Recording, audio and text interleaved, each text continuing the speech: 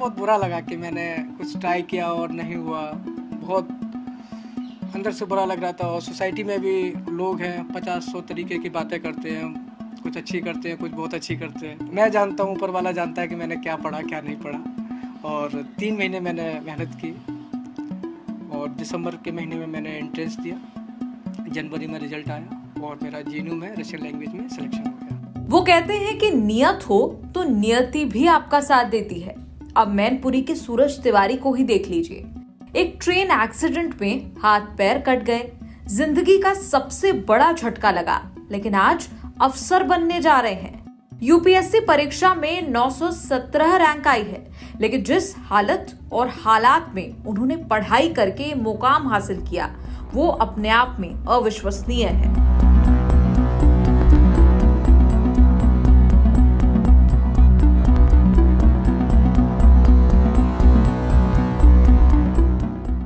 बात 2017 की है। एक ट्रेन हादसे में सूरज तिवारी ने दोनों पैर गंवा दिए, एक हाथ भी नहीं है और दूसरे हाथ में सिर्फ 3 उंगलियां हैं। 6 साल पहले एक हादसे में उन्होंने शरीर के बेहद जरूरी अंग खो दिए। इस हादसे ने वैसे ही सूरज और उनके परिवार को पूरी तरह तोड़ दिया था, लेकिन अभी एक और गाज गिरनी बाकी थी। कुछ ही समय बाद सूरज के एक भाई की मौत हो गई। इससे घर की माली हालत और खराब हो गई। सूरज के पिता राजेश तिवारी टेलर मास्टर हैं। मैनपुरी के कुरावली गांव में एक छोटी सिलाई की दुकान चलाते हैं। एक बेटे के हादसे में हाथ पैर चले गए, दूसरे बेटे की मौत हो गई। इसके बाद पिता की भी मानसिक हालत का अंदाजा लगाना मुश्किल नहीं है, लेकिन सूरज ने हिम्मत नहीं हारी। उन्होंने यूपीएससी की परीक्षा देने का इरादा किया और इसके लिए पूरी शिद्दत से तैयारी की। जीवन सामान्य था, सामान्य सपने थे। अचानक से 29 जनवरी 2017 को मेरा एक रेल दुर्घटना में मेरा एक एक्सीडेंट हो जाता है। मैं चलती गाड़ी के अंदर था और काफ़ी भीड़ होने की वजह से मैं नीचे पटरी पे गिर गया और मैं बेहोश हो गया। जब मेरी आंखें खुली तो मैंने अपने आप को एम्स में पाया और जब एम्स में मेरी आंखें खुली तो मैंने देखा कि मैं अपना शरीर का जो अहम हिस्सा होता है वो मैं खो चुका हूँ। शायद उस समय मुझे ऐसा लगता था कि मैंने अपने पैर खो दिए, अपने हाथ खो दिए। और वो मोमेंट मेरी लाइफ का ऐसा था कि मैं उस मोमेंट को बता नहीं सकता हूँ कि वो क्या मोमेंट था मेरे लिए। And I was thinking and after 2 hours another doctor came to me and he told the same thing.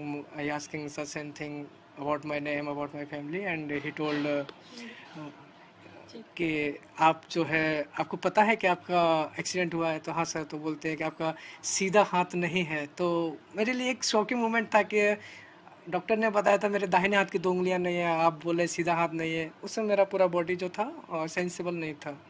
तो उन्होंने मेरा हाथ को उठाया तो आई वाज शॉक टोटली। तो बहुत परेशान हो गया कि अब कैसे क्या होगा कि हाथ नहीं है, बिना हाथों के मैं क्या करूँगा।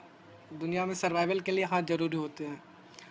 मैं अपसेट था बहुत ज़्यादा। फिर कुछ समय के बाद में 2 डॉक्टर और आते हैं और जब वो मेरे पैरों के बारे में मुझे बताते हैं तो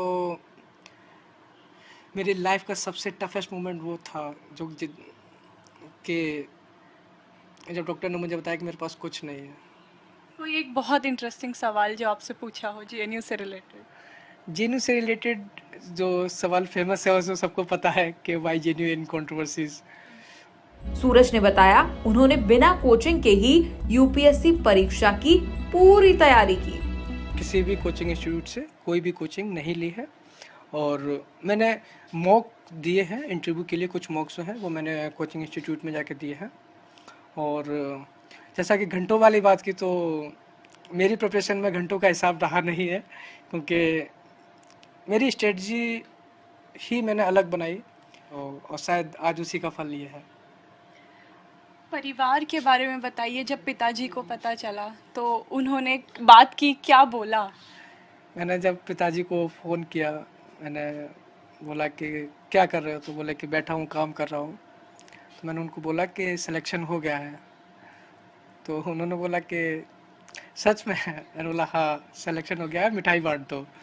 तो फिर उन्होंने मुझसे बात ही नहीं की। फिर उन्होंने छोटे भाई को फ़ोन दे दिया और मिठाई लेने चले गए। बहुत से लोग ऐसे होते हैं जिनके साथ कोई दुर्घटना हो जाती है और फिर वो हताश हो जाते हैं कि अब हम जीवन में क्या करें। उनके लिए आप एक बहुत बड़ी प्रेरणा है।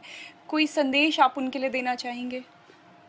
मैं यही कहना चाहूँगा कि मैं ये जानता हूँ कि एक इंग्लिश में मैंने एक लाइन पढ़ा था, मैं उसको बोलना चाहूँगा, there are millions of sun hiding behind the dark clouds, and I'm giving them hope to come out and shine in this bright sky.